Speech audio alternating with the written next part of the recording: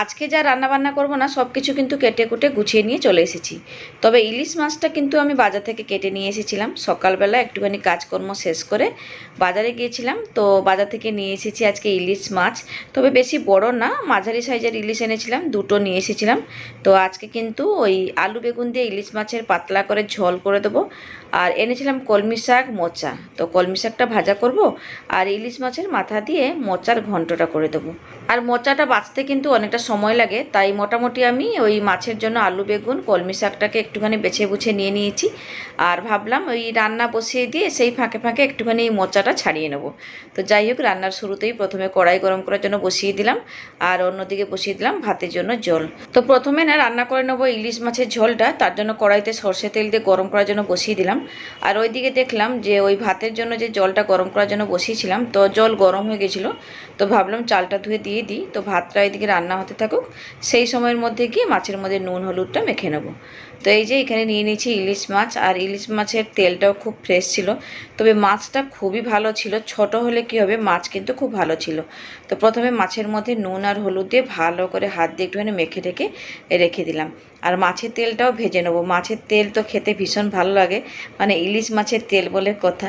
তো যাই হোক, এইদিকে কিন্তু মাছের মধ্যে নুন হলুদটা মেখে ভালো করে রেডি করে নিয়েছি। আর অন্যদিকে যে কড়াইতে সর্ষে তেল গরম করার জন্য বসিয়েছিলাম, তো তেল তো খুব ভালো মতো করে গরম হয়ে গেছিলো। এবারে এই যে নুন হলুদ মাখানো ইলিশ মাছগুলোকে ওই গরম তেলের মধ্যে দিয়ে দিচ্ছি। ইলিশ মাছের মাথা বাদে সমস্ত পিসগুলো কিন্তু আমি তেলের মধ্যে দিয়ে দিচ্ছি। এবারে একটুখানি উল্টে পাল্টে মাছগুলোকে লাল করে ভেজে নেব। তো বর্ষার এই কাঁচা ইলিশ টেস্টও ভালো হবে। আর ছোট হলে কি হবে, মাছটা কিন্তু আমি ভাজতে ভাজতে না এত সুন্দর গন্ধ বেরিয়েছিল কি বলবো, মানে ইলিশ মাছের গন্ধতে যেন পুরো বাড়িটাকেই রান্নাঘরে নিয়ে চলে আসবে, এতটাই গন্ধ বেরিয়েছিল। খুব ভালো ছিল কিন্তু মাছটা। তো একবার ওইদিকে ভাতটাও দেখে নিচ্ছিলাম, তো মোটামুটি হয়ে এসেছে ভাতটা, আর অল্প একটুখানি হলেই হয়ে যাবে। আর এইদিকে মাছটা যে দিয়েছিলাম ভাজার জন্য, তো মাছে এখানে এসে একবারে উল্টে পাল্টে নিলাম। বেশি ভাজবো না, হালকা লাল করে ভেজে তুলে নিলাম। তো মাছ ভাজা তো কমপ্লিট, এবারে চলুন মাছের ঝোলটা রান্না করে নিই। তো এবারে ওই মাছ ভাজা তেলেই প্রথমে ফোড়ন দিলাম কালো জিরে, কয়েকটা কাঁচা লঙ্কা। এবারে এই দুটোকেই একটুখানি নাড়াচাড়া করে হালকা লাল করে ভেজে নেওয়ার পরে দিয়ে দিলাম কেটে রাখা আলু। তো আলুগুলোকে এখানে একটুখানি লম্বা লম্বা করে নিয়েছি, সাথে বেগুনগুলোকেও লম্বা লম্বা করে কেটে রেখেছি। তো এদিকে আলুটা ভাজতে বসিয়ে দিয়ে আমি এদিকে শিলের মধ্যে গোটা জিরে, শুকনো লঙ্কা, সাথে নিয়েছি দুটো মতো কাশ্মীরি লাল লঙ্কা। বেশ এই সমস্ত কিছুকে একবারে পুরো প্লেন করে বেটে রেডি করে নেব। আজকে কিন্তু এই জিরে শুকনো লঙ্কা বাটা দিয়ে এই ইলিশ মাছের পাতলা করে ঝোল বানাবো। খেতেও কিন্তু বেশ ভালোই হয়েছিল কিন্তু এই মাছের ঝোলটা। আর শিলেই বেটে দিলাম, আর অল্প একটুখানি জিরে তো মিক্সার জারে বাটলে প্লেন হবে না, তো শিলেই লঙ্কা জিরেটাকে নিয়ে পুরো প্লেন করে বেটে নিয়ে রেডি করে নিয়েছি। আর এইদিকে দেখুন আলুটা যে ভাজতে বসিয়েছিলাম, তো আলুটা ভাজা হয়ে গেছিলো। এবারে দিয়ে দিলাম কেটে রাখা বেগুন। তো বেগুনটাকেও আলুর সাথে লাল করে ভেজে নেওয়ার পরে ওই বেটে রাখা মশলাটা এবারে আমি দিয়ে দেবো। এবার এই মশলাটাকে আলু বেগুনের সাথে না 2-4 মিনিট ভালো করে একটুখানি কষিয়ে নিচ্ছি। ওই তেল ছাড়া অবধি একটু কষিয়ে নেবো। তারপরে আমি দিয়ে দেবো পরিমাণ মতো হলুদের গুঁড়ো, সাথে দেবো নুন। আর এখন কিছু দিচ্ছি না, এইভাবে আবার একটুখানি ভালো করে মিশিয়ে নিয়ে মানে কষিয়ে নিয়ে তারপরে আমি দিয়ে দেবো জল। আর যেহেতু আজকে আমি এই জিরে বাটা দিয়ে আলু বেগুনের ইলিশ মাছের পাতলা ঝোল করছি, তার জন্য বুঝে সুঝে একটুখানি জল দিয়ে দিলাম। জল দিয়ে একটুখানি নাড়াচাড়া করে মিশিয়ে দিয়ে এদিকে রান্না করার জন্য বসিয়ে দিলাম। ওইদিকে রান্নাটা হতে থাকুক, আর এইদিকে দেখুন ওই রান্নার ফাঁকে ফাঁকে আমি কিন্তু আলু আর মোচাটা কেটে কুটে হলুদ জলে ভিজিয়ে রেখেছি। আর এইদিকে না আলু আর বেগুনটাও খুব ভালোভাবে রান্না হয়ে গেছে, মানে আলু আর বেগুন খুব সুন্দরভাবে সেদ্ধ হয়ে গেছিলো। এবারে নামানোর আগে ভেজে রাখা ইলিশ মাছগুলোকে দিয়ে একটুখানি নাড়াচাড়া করে ভালো করে মিশিয়ে নিলাম। তো ওইদিকে একটুখানি রান্না হতে থাকুক, মানে 2-4 মিনিট ভালো করে ফুটিয়ে নিই মাছটা দেওয়ার পরে, কারণ ইলিশ মাছের সমস্ত ফ্লেভার কিন্তু ঝোলের মধ্যে নিয়ে আসতে হবে, তাহলে খেতে ভালো লাগবে।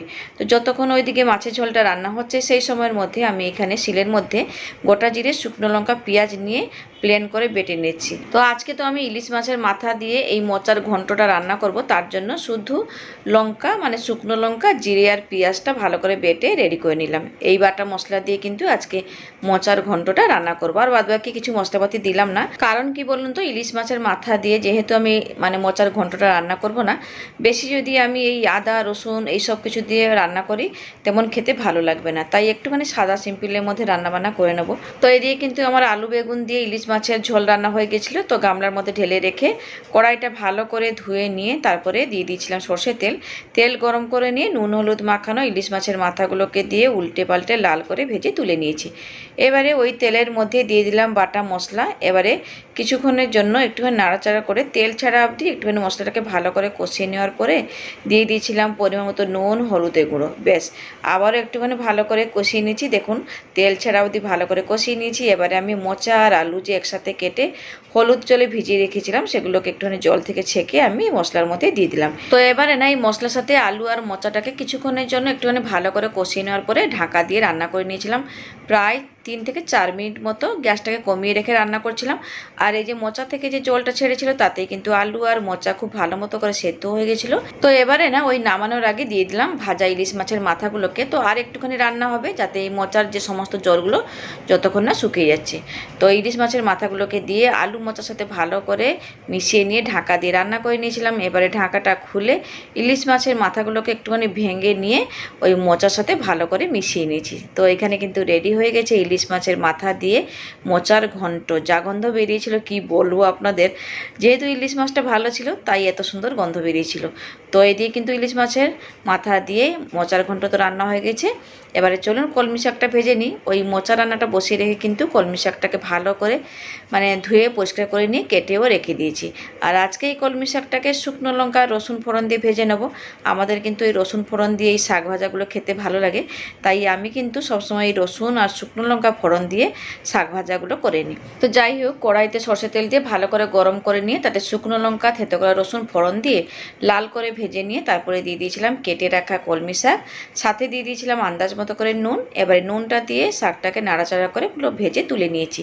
আর শাক ভাজা করে নিয়ে তারপরে আমি কিন্তু ইলিশ মাছের তেলের মধ্যে অল্প একটুখানি নুন হলুদ দিয়ে ভেজে নিয়েছি। এটা কিন্তু ওই ভাতের সাথে প্রথম পাতে একটুখানি মেখে খাবো, যা খেতে ভালো লাগে কি বলবো। তো যাই হোক, থালার মধ্যে ভাত বেড়ে নিয়ে আজকে যা যা রান্নাবান্না করেছিলাম সমস্ত কিছু গুছিয়ে গেছি থালার পাশে, ভাতের পাশে নিয়ে নিয়েছি। এবারে খাওয়া দাওয়া করবো। তাহলে থাকলাম আজকের মতো, টাটা।